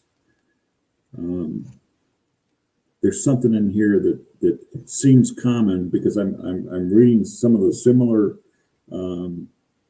patterns from one report to another. There's something to this. And so when I sat down and thought about all this stuff and started making one database, well, instead of making one database with 116 data points, I ended up making 4 databases, and each one of them was to perform a different function. And to this day, I have 4 databases. One is the U.S. North American database with 116 data points, and a Michigan Bigfoot database, again with 116 data points, and then a third database that I treat and title a reference book. And this probably has, I don't know, 135, maybe 140 different data points. And what this does is, for almost every subject that you can imagine,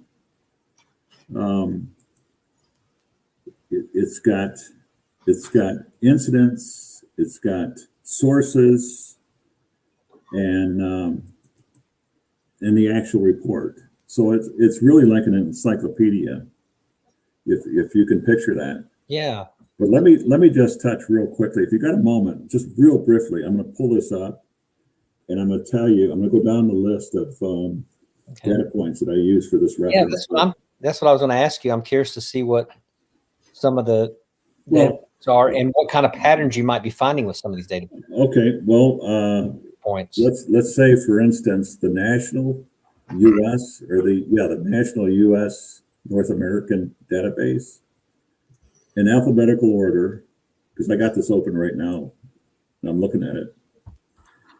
It's abandoned house, abductions, aggression, airplane and helicopter, all fours, ATVs, all lights, bear interactions, Bigfoot nest, Bigfoot poop, Bigfoot swaying, bicyclist, motorcycles. Let's see, where are we at? We got a lot more.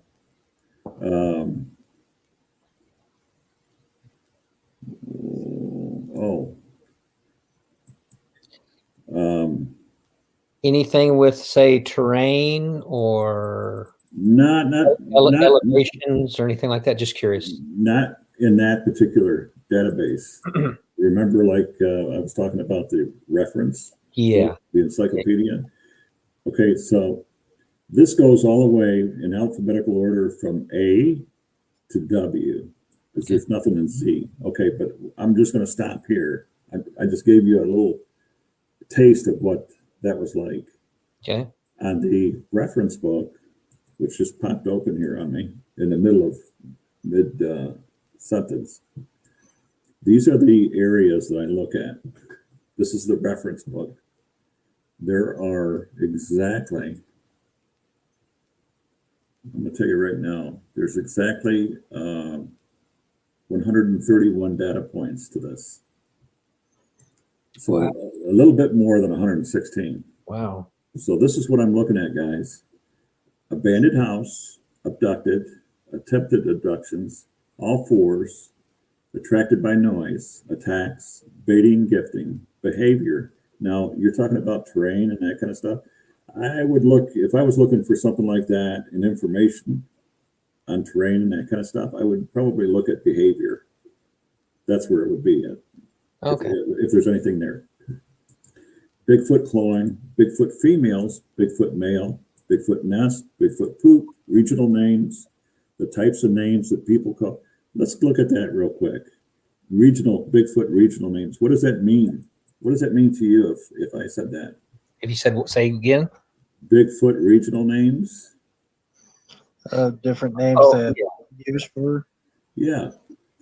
Every area of this country, United States and North or Canada, for every region, local region that people live in, guys, they have their own names for Bigfoot, Sasquatch. Yeah. For instance, include the Native American names as well. Or? Oh yeah, that would go there too. For instance, in one part of the country, the term Silver Creek Freak would be something that would be known only in that area, in that local area, and that would be in. I can tell you here in just a second.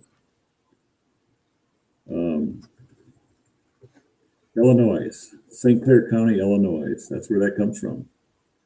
In another area in New Jersey, in that local area, Frieden Township, specifically in that area, they refer to Bigfoot Sasquatch as Big Red Eye. Let me ask you this. Let's ring a bell.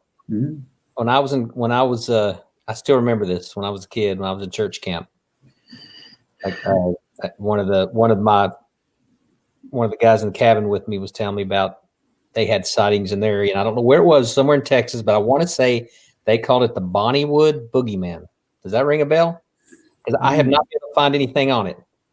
Bonniewood Boogeyman. Let's see. It said Bonniewood. Okay, let's see. Let's see what we got. If there's anything close. You know, this is not exclusive to everything. This is just what I've come across. And I've read hundreds of thousands of reports and stuff. Yeah. So let's just take a peek and see if there's anything close to that. And this wouldn't necessarily be in any alphabetical order either. It's just the order that the information was inputted. Let's see. Get back to the R's here.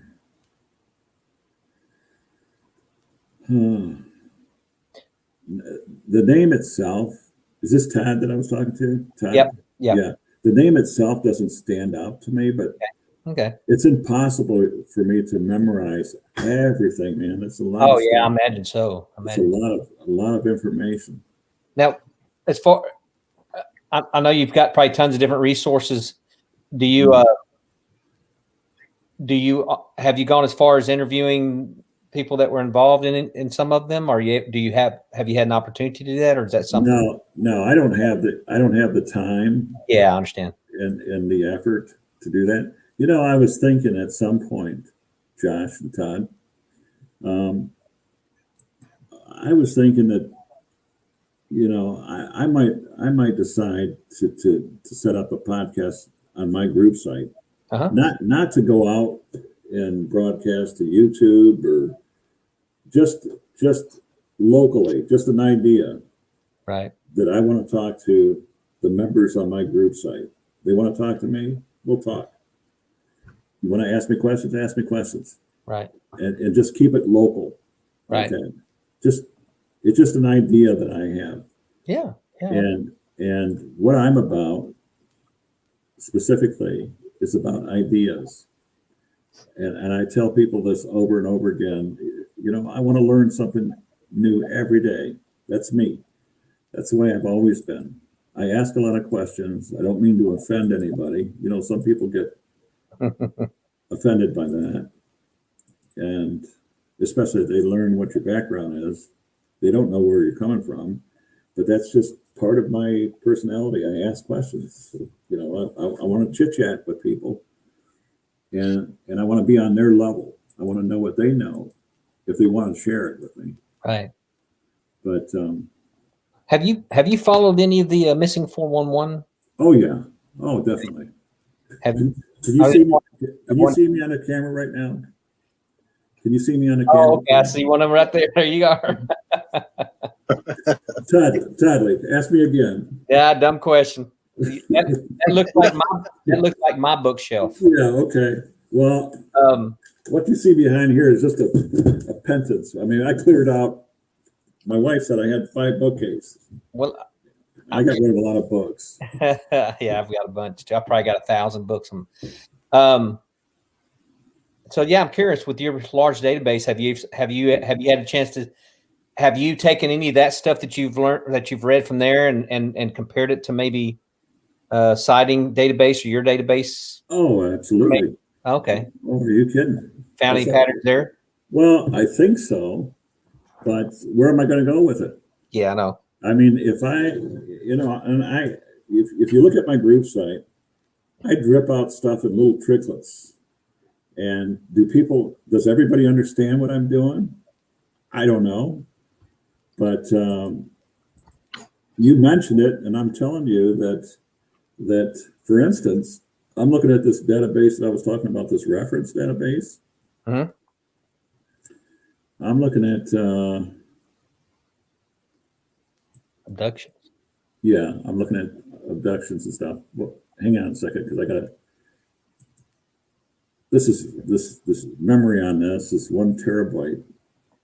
And plus I got a 1 terabyte external hard drive on this, which is supposed to be a lot of information. Yeah. But I'm not kidding you.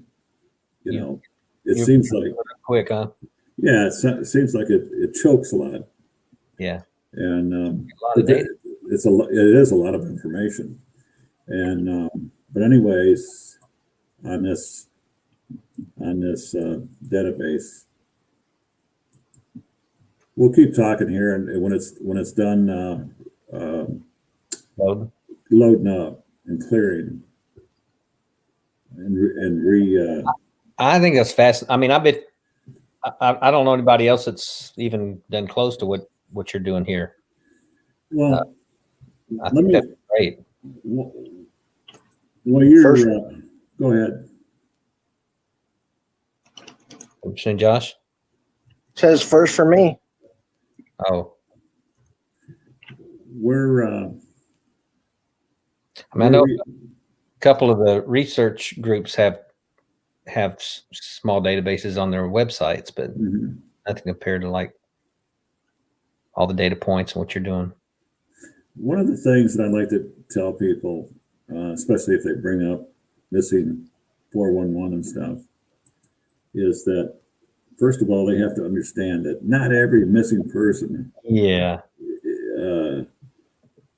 is missing because of Bigfoot Sasquatches. Right.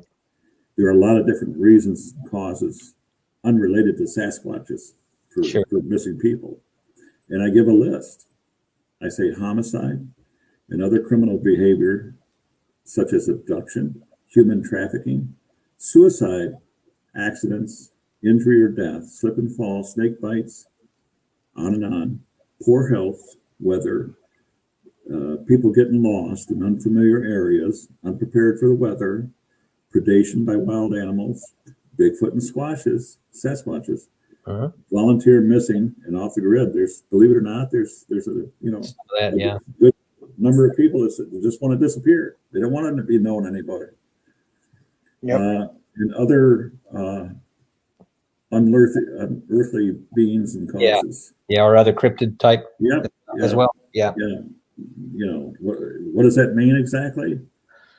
leave that up to the reader. Let them Yeah. let them Let name them it.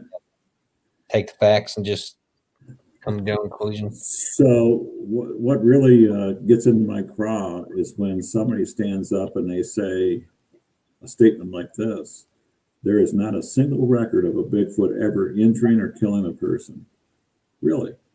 I mean, do you believe that? This is somebody that's drank the Kool-Aid.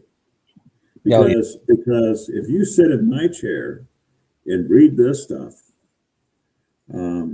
you know there's something wrong with that statement. Yeah. You asked me about stuff that I see that could be interesting to the 411 people. Yeah. There are a lot of I'm telling you, there are a lot of abductions and attempted abductions, such as stuff that you don't see. It's stuff that doesn't appear in those 411 books. Right. To the point where you got reports of Bigfoots actually reaching inside windows and pulling a bed with a man and woman occupying the bed, pulling that bed to the window. Now I ask you, for what reason would a beast pull that bed to the window? Right. Yeah. Let's grab something in that bed. There's reports of Bigfoot meddling around a window of an infant, whatever room that they have that infant in, but the Bigfoot has been meddling around that window. Yeah, that makes the hair rise on my neck when I hear reports like that, and you hear it a lot. I mean, I see just from hearing stories, and I'm sure your database even shows it more. There does seem to be a high interest in women and children.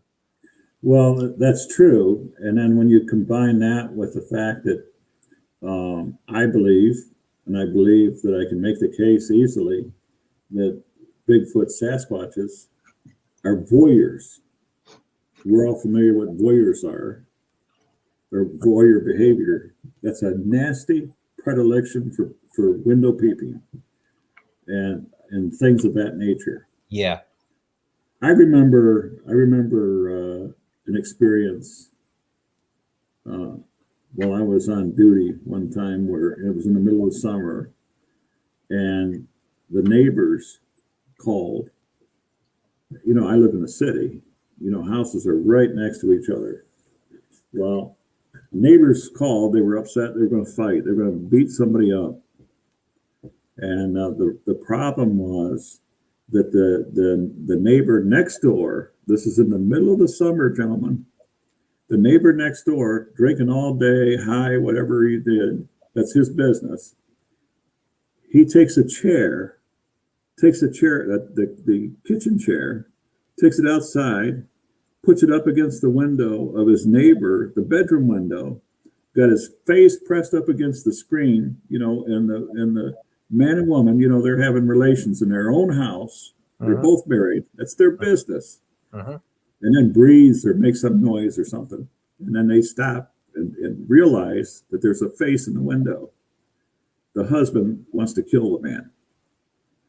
The neighbor, gets so frightened that he runs off and leaves the chair propped against the window, goes back in his house, locks the door. That's my example of a voyeur. Okay. Yeah. That's a sick predilection behavior. And I know I've heard reports with Bigfoot reports, and maybe you have some of that as well that involve somewhat sexual behavior sometimes. Yes, they have this uncanny way of showing up outside bathrooms, especially camping, especially where women are involved. Okay. You know, the campground bathrooms and stuff. That area, as well as window peeping in bathrooms when men and women are using the bathroom. It's pretty creepy stuff. Very creepy behavior. Have you done any research? And I bet you have. I bet you have everything I've ever heard of on the supposed killing up in southern Oklahoma. Forget something Springs, I think was the area. You're talking about the man, woman, and child. Yeah. Well, I didn't know there was a child. There might have been, but it was a man and woman. Supposedly Yeah. they were having relations on the car or something, and they found the man dead. Oh, She was well, too, I think. was that what year did that supposedly occur? I don't recall, but if I was to guess, I want to say it was maybe 90s or maybe I don't know. Here's what I along that line. I don't remember anything recent like that, but I do remember either Texas or Oklahoma. A report came through, and I have it someplace. This is going back into the 30s, I believe. And the way it was written, what I was reading, gentlemen, it sounded just like a police officer writing that report. So he was reporting this to whatever website that I picked this up from. Okay. And a report sounds, it had the vernacular of somebody that I would understand as a police officer. Okay. That was telling the story, retelling it. And he was saying that, the department has this in their archives. Well, how would a citizen unassociated with law enforcement know where the archives are, that it's hidden for the public view? That sounds familiar to me. Yeah. Just that practice. Yeah. But the gist of the story is that a man and woman, married man, married woman, cheating, on their spouses in the woods, about to get busy or getting busy, and they're interrupted by screaming, Bigfoot screaming. They get frightened. They don't have time to get dressed. They just want to flee, get back in the car and flee, and they do. Supposedly, according to this report, that as and a woman was driving, and they had to go someplace outside the forest to get his car because she stopped and picked him up at a rendezvous, and now she's got to drop him off at his car so they can go on their ways. So before they can get out of the forest, the Bigfoot catches up, chases the car, chases down the car, catches up to the car, to the right passenger door window, smashes the window out, grabs a hold of the man, rips his throat out. He's dead. The woman freaks out. She's speeding, and yet this thing is keeping up with the car. She totally freaks out. She's in hysterics. She drives home in shock. She gets home. You understand, she's naked. She has no clothes on. She's in shock. There's blood in the car. There's a body there, and she's got to explain to her family where she's been, what she's doing, how that man get in the car. Mm-hmm. The car is damaged. This, according to the report, was a police report. They took her immediately to the hospital, to a psychiatric ward, and she never recovered. She never recovered from that. But this is from Interesting. that report, who claims, I don't even know that he admitted being a police officer, but it sure sounded like. Yeah. Maybe. Yeah. That's an interesting one. I've not heard that one. That's very interesting. There's another report from comes from Ray Crow. Ray Crow is all his stuff got bought up by Pallades when he died. Okay. So Ray Crow was the track record author. He started that newsletter back before the computers were big deals. Oh, okay. And that's what happens. I'm gonna tell you guys. I told Chad and David this before.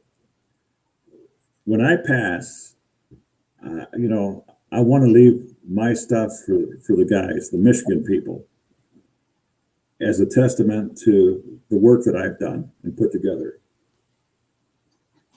Mhm. Does that make sense to you? Yeah. Yeah. Yes. Now, It does. now, two of the earliest Michigan Bigfoot icons was Wayne King and Art Kappa back in the 70s, early 70s. These guys left nothing for future generations, nothing for us or me or anybody else to springboard off of. Mm-hmm. You want to know about Bigfoot? Do it yourself, because Right. you're not reading my stuff. Well, I don't see it like that. When I pass, hopefully this will go to somebody in Michigan and not to somebody with deep pockets that can buy it up, take it away from the internet, Right. hide it away, put a pretty bow on it, and put his name on it and sell it. Yeah. Like that. I don't want that. If they do it, make sure they give my wife a lot of money. Yeah. There you go. A lot of money. So there's a lot of stuff. So this report comes from Ray Crow, his track record, and it goes something like this. And I can't remember verbatim, word for word, so I have to paraphrase a lot of this. So somebody goes to a hunter. A lot of these reports come from hunters, professional guides, tracking guides, and hunters, and they share this stuff. Well, according to him, he went to this meeting with a bunch of PETA people, animal rights people, and somebody that attended supposedly was retired park service person or something, supposedly with firsthand knowledge. And he claimed that this, I don't know if he was a tour guide or a hunter's guide or whatever, but he was hired to escort some women into an area known to have a lot of Sasquatches in it. This is in California or Washington. I'm sorry, I don't remember the exact state where this occurred. But anyways, he went in there heavily armed. I mean, had the best rifle, the most powerful weapon of the 1990s, and a couple of them. And so he went in that area, and he had some pretty girls with him. The girls wanted an experience. They wanted to hike and all that kind of stuff. He's the man, just dripping with testosterone. He had all these weapons and stuff. Well, apparently he encountered something, and he shot. And I hope this is the right story. There's so many of them, guys. Yeah, I'm sure.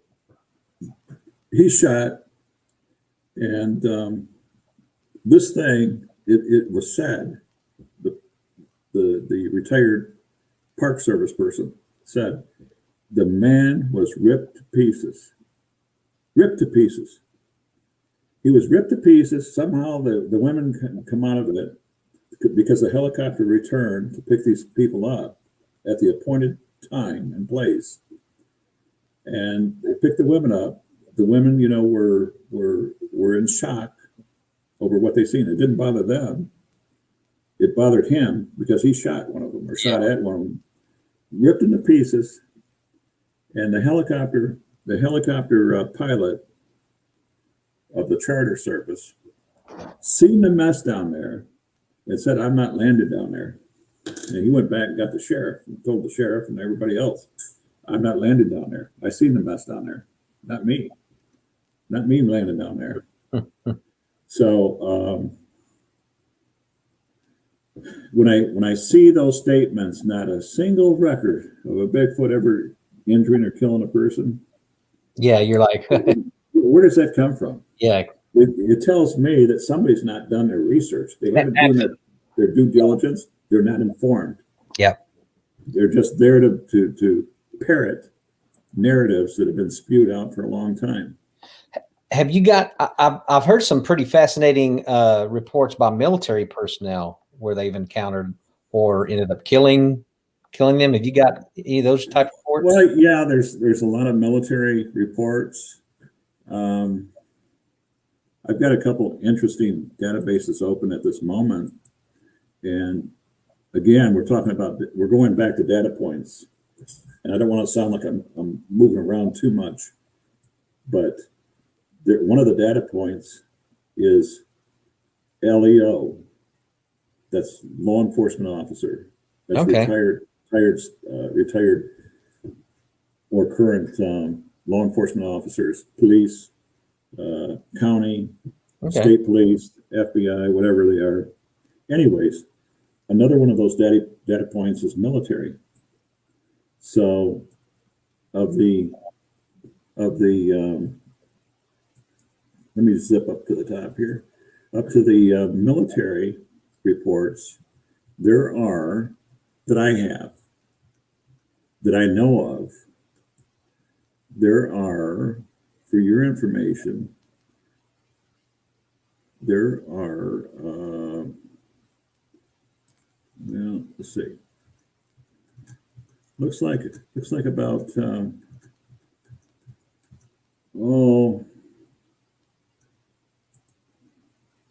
over 600. Oh wow. Wait a minute. I'm sorry. I'm sorry. I misstated. I'm looking at different. There we go. There are just military reports, Bigfoot reports. There are 324. Still a lot. That is a lot. There's one that sticks in my mind, interview that I heard of, and I don't remember where this took place, but the guy that was interviewed was pulled off, I guess, onto a crew of 4 or 5 of them, and they were taken somewhere or went somewhere, and I guess there was supposedly a family of them. Apparently, the female was caught in in a trap of some sort, trap or something. Yeah. And they ended up killing that male with I think with a 50 cal or something, some big machine gun that was on that on their Humvee or something. It had charged them because they were coming up there, and the female couldn't get loose, I guess, and so it was supposedly a male, a female, and a couple of juveniles. Yes, yeah. I remember something. I want to say out of Arizona that sounds like that. It's hard to say where that occurred, that report you're talking about, but I remember something out of this that sticks in my memory right away, out of Arizona, similar to that. The man and his little group, he had a 22 rifle. He was out in the desert, and he seen a clan of Bigfoot family. I mean, a group of them. And it really scared him because all he had was a 22 caliber. And then he said that while he was making up camp and stuff, he said they encountered a large group of military types with automatic weapons, big automatic weapons. And they all had ATVs. And they greeted them. They said hello to them, and they went about their business. And later on at night, he said they heard rapid fire gunshots, and they encountered some Sasquatches around their camp. And he believes that they were being hunted. And daytime came around. They met up with those people again that looked like military. I don't know if they were military or not. He said they looked like it. And